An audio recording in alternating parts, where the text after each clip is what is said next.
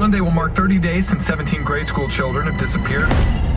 Community members have issued a $50,000 reward for any information, any suspicious individual or activity. This is a true story.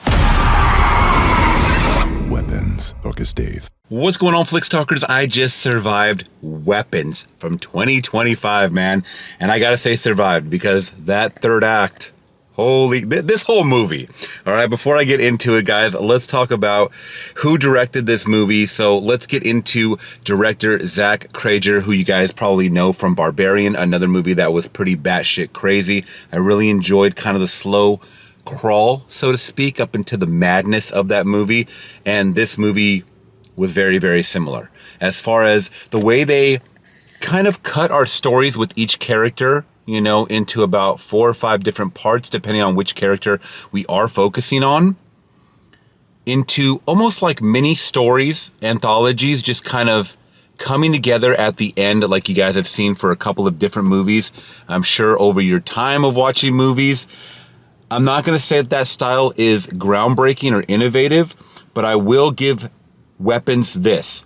This is the most original premise I've seen in such a long time. And it is horror related, which I'm very, very excited to announce that I went into this movie not knowing a dang thing about it. And it kind of came around with the spookiness, and it hit on a lot of cylinders that I was hoping it would hit on. But it also left some mystery. Even after watching a couple of the trailers of thinking I thought it was going to go one way and it went completely different. And I'm not even going to touch on the horror subgenre that it does focus on because that's kind of giving too much away. So that being said, guys, let's just get directly into the cast. By the way, this is my out of theater reaction. I don't know if I forgot to, mention that. Julia Garner as Justine. Now, she does play the teacher in this, and it's kind of centered around her in the fact that she is a teacher who her whole class does go missing, and everybody, all the parents start, at the PTA meeting are just having a crazy, crazy chaos of a time trying to figure out why did this just happen to her, room, and she somehow must be involved. So we get to see the kind of trials and tribulations of her being scrutinized throughout the town and how it affects her mental. And, she's an alcoholic, she has a past, and we get to see how this really does affect her and all the spooky natures that go around, not just the missing kids, but obviously the aspects that come out after the missing kids, because spooky things start happening along the way. Now, I don't necessarily, this is a tough thing for me. I love Julia Gardner in Ozarks. That's how I was introduced to her. As an actress, now is her time to shine. Now is really her time to shine. Maybe I haven't seen enough movies of hers. I've only seen her performance as Shia LaBeouf in the last Fantastic Four, Final Steps, and she was okay in that. I understand she's not the main character. In this, she was pushing it emotionally, but I could have seen a little more. A lot's happening to her, especially in that third act. You're being scrutinized. We saw some waterworks. There is emotion. But just a little more, I don't know how much I can say it, but the reason why I am saying this is because her counterpart in the movie is Josh Brolin playing Archer Graff. And we know that he is a seasoned actor through and through. I mean, I've been following this guy's career for the longest, and his father's for that reason. So that being said, Josh Brolin is the concerned parent in the movie as well. He intertwines with Justine, and they go to try to find these missing kids. That's the lightest I can say without spoilers, guys, because there's so much, once again, that alludes to what's possibly going to happen if I do tell you what is happening. Now, other than that, guys, Benedict Wong is Andrew. He does play a principal. I believe he is the principal of the school. Yeah, I think he is. And he has a lot of interaction with Justine. He's really trying to tell her just kind of step away for a little bit because, the town is scrutinizing her, and he just wants her to be, mentally safe and well. And we see that she's not. Now, that's kind of our key players. Everybody else, that you see in the movie, they have small, very, very minute parts. And I didn't really recognize them as big names.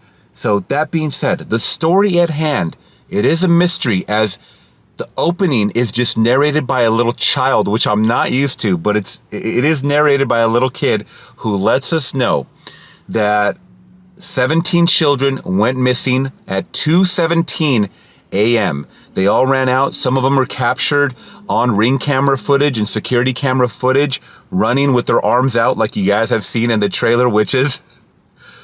Isn't it crazy? I always refer back to like movies like Smile, that they can take a simple premise or a simple action that we do daily, like a smile, and make it creepy. In this movie, they make running with your arms out creepy. They make this effect with your eyeballs where it doesn't look like you have any eyelids very, very creepy, which I'll show on screen. And that's all I can say. I'm not going to tell you how they achieve this effect or how these people look the way they look or why they look the way they look. You just got to see it. And the further and further you get into this movie, guys, because you're like, okay, this is crime. This is a thriller. You know, how deep can we go with this? I want to see something crazy. And it leads up to something very, very crazy. And I was actually very appreciative of it. The director, Zach Krieger, I believe it was, he has a fascination with homes. I mean, if we're going off of Barbarian, he has a fascination with creepy, creepy homes and basements and all that jazz. Oh, also, you know what? I forgot to mention, there is a character, I don't think they show her in the trailer. I could be wrong about this, but I believe it's this actress, Amy Madigan. She plays Gladys. She is a huge part of this movie. I'm just going to speak on her performance because I'm not going to tell you who she is. But my God, she might have been the best part of this movie. As far as the acting performances and the creepy nature and the mystery behind her, the big question mark. And I still had questions. I still don't know who the fuck she was. I really didn't at the end of the movie. I really didn't, guys. Same thing with Barbarian. You had a creepy, I'm not going to give spoilers for that, but you had a creepy creature character woman. And it's like, they take these everyday, very standard things that you run across. You can run across someone that looks creepy, but if you have them speak a little spooky and just have a mystery behind them, they can be very, very interesting characters, right? And you throw them in a movie like this. It's very hard to talk about this movie without spoilers once again. I think the horror fans are going to love it. I absolutely loved it. There's a lot of scenes of quietness, and it made me do something that I haven't done in a long time. Everybody's visual, right? In the sense of like, you know, you see a jump scare on screen and you have to close your eyes or whatever. You're like peeking through like this, right? I don't do that. My whole thing is auditory. So I have to close one ear, one earlobe or whatever. And that gets me every single freaking time. So it did a great job in that department of a lot of fake outs, some jump scares.